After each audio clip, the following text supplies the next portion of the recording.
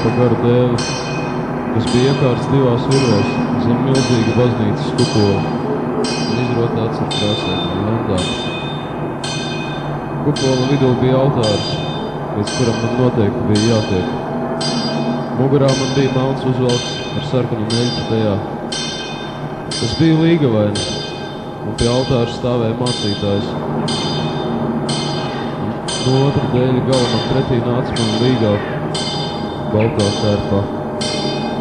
Bet tad es paskatījos lejut, kur tūkstošiem cilvēku gaidīs savu kārtu, lai tiktu te augšā uz šī dēļa. Un tūkstošiem cilvēku pārstīja ziedus un dzēra šampanieti, jo bija jau laimīgi salauzti. Tad es sapratu, ka tās nav manas kāzas.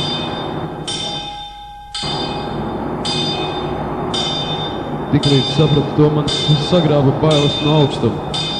Es centos neskatīties lejut, taču dzirdēju virus šķirkstam pret griestos iedzītajiem āķiem un dēli šūpojamies zem savām kājām. Es nokritu četrāpus un krampjēni tam pieķēros. Mācītājs paskatījās uz mani, it kā nievējoši, it kā saprotoši pasmīnēja. Pūles lejā pēkšņi saplūdu dārdošos smieklos. Es turējos pie glābjošā dēļa, censdamies pārvarēt nelabumu.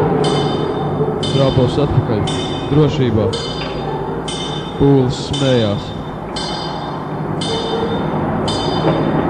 Es sapratu tos, kas vēl nebija tikuši augšā, kas vēl nebija tikuši uz šī dēļa.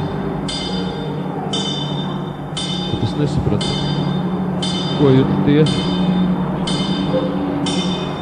kas dzēra šampanieti, pārstīja ziedus. Tie bijušie līgos un līgoji. Visi jaunolākie.